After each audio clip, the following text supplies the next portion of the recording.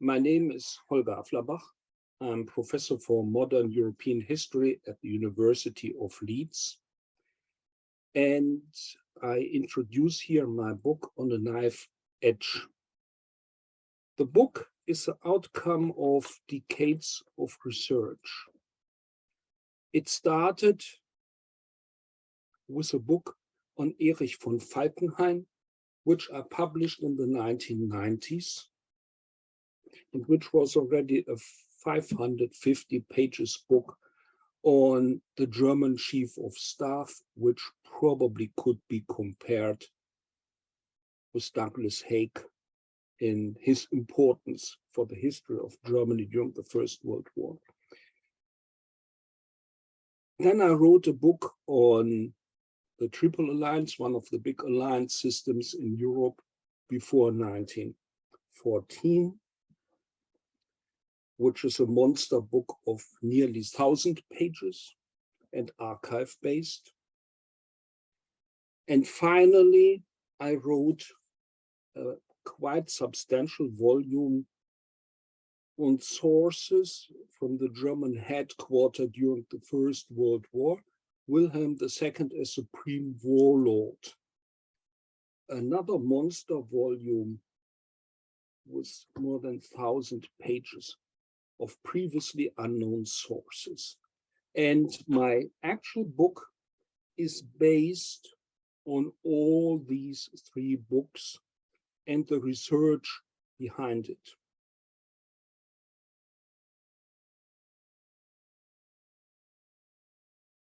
On a Knife Edge is about German society and the First World War. There is, especially in non-specialist circles, a simplifying idea around that Germany was, during the First World War, kind of military dictatorship and driven by the lust of conquest. This book here is no whitewash of Germany, of Imperial Germany during the First World War. To the contrary, it is very critical and highlights the countless mistakes the German leadership and also the German society did during the war.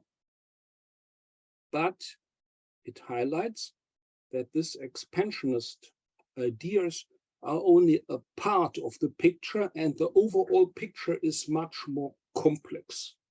And the story of Germany during the First World War is a story of a society which stumbles into World War without clear objectives. And then they try to make sense of all this growing suffering which the war brought in its duration. And they tried to find also political objectives. And basically they had only the minimal consent that this was a war of defense. This was basically what kept everything together, a kind of negative war aim. It's a war of defense.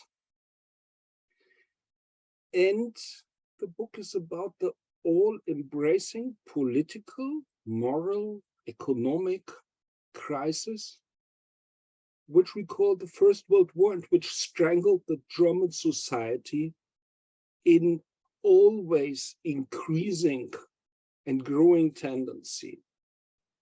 And also about the answers, because if you are in a disaster like that, the population and also the politicians and military leaders try all the time to find answers. What is that for, and how do we get out of it? And how do we get out of it is in this book written large. This is basically the debate in Germany on how to get out of the First World War under acceptable conditions. The First World War lasted for 4.5 years. It's pretty clear that the perspectives changed many times. They were also depending on the military situation. If the military situation looked good, the appetite increased.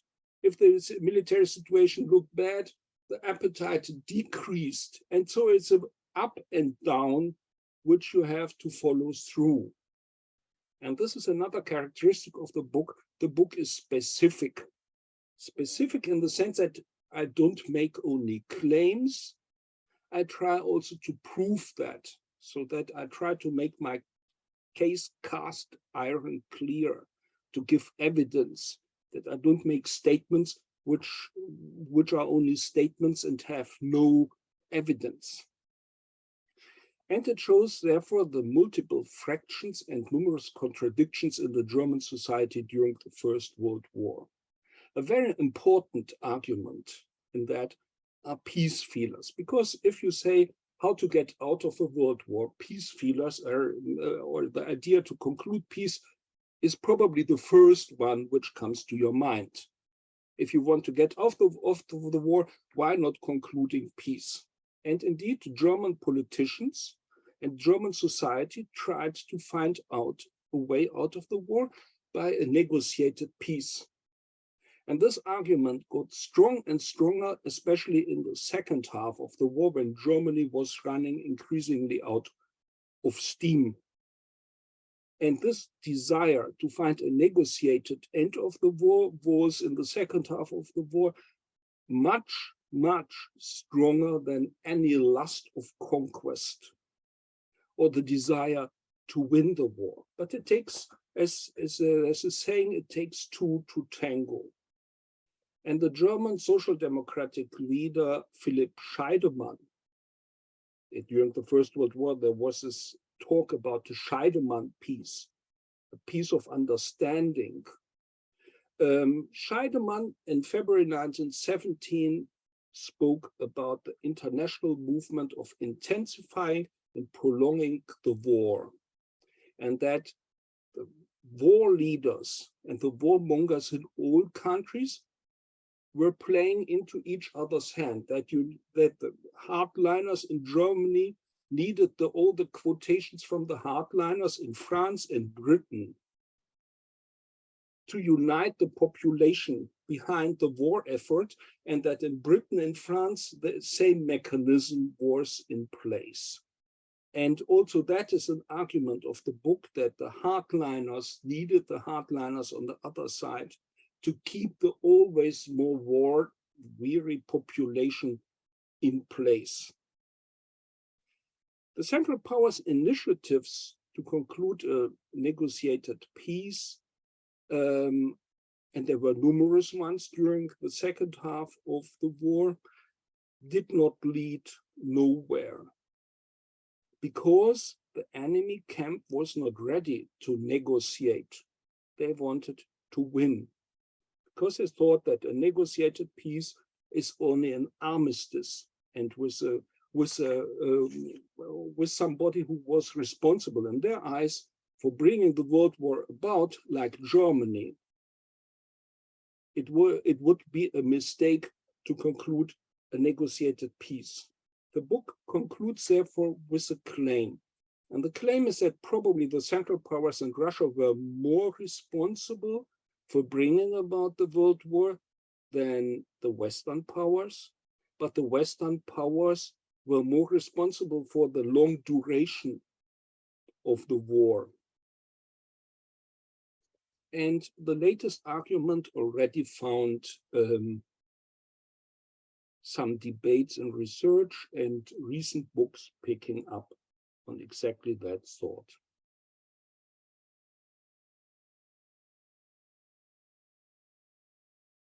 This book on Germany during the First World War is not only about military events. It is on strategy, and it is on military events, it is on battles, but it is also on politics, and it is also on economics. And it is on public moods, it is on political debates, on war aims. And the reason for that is that I think that you cannot explain an event like the First World War on one of these levels only. You need a holistic approach. You have to take all these factors into consideration to offer something resembling historical realities, whatever that is.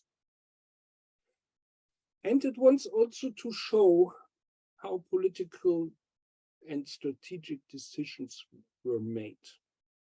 A famous example is the declaration of unlimited submarine warfare on the 1st of February 1917, which brought the United States into the war and broke Germany's neck. This is pretty undebatable, and it is also undebatable that this was an absolutely catastrophic mistake. So you could make the story simple and say they committed a catastrophic mistake and that's it. But you can also try to dive into the decision-making process and try to find out how is it possible that they made this mistake? Were they absolutely crazy or blind towards these consequences? Or what are the factors that even reasonably competent people could go so wrong?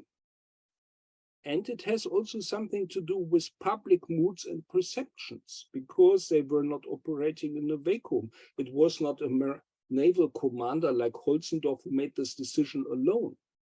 There was a broad current in Germany basically asking for it. And for that reason, to reconstruct that, you have to go in some details.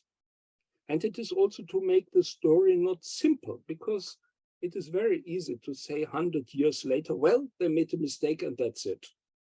It's very easy. But to show how reasonably competent people can go wrong is a much more interesting plot. And this book is very much focusing on that one as well.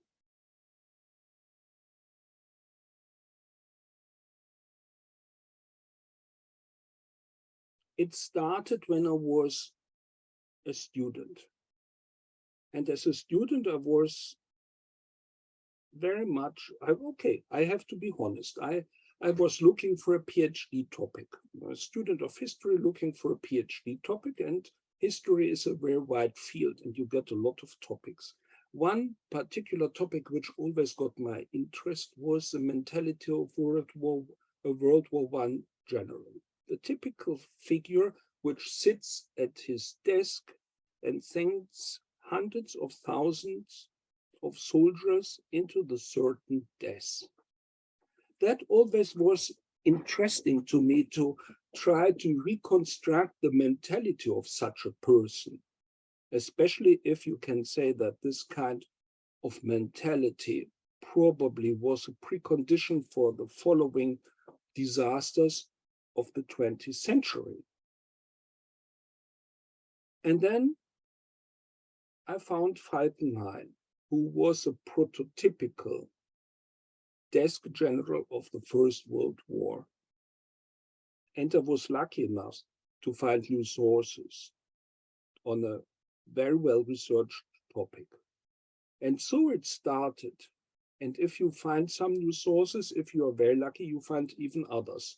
In my case, that was the case, and that broadened my perspective. And despite the fact that I left the First World War and did also other topics, I returned to it to flesh my findings out. And this is exactly what I said at the very beginning, that all this research was kind of linked and led to the actual book. And last but not least, but this is somehow so self-understanding that I nearly do not dare to say it. The famous quote by George F. Kennan of the First World War, a seminal catastrophe of the 20th century, that I think this is now, so common knowledge and so undebated that the First World War is a kind of key of the explanation of the 20th century, that the importance of the topic is evident.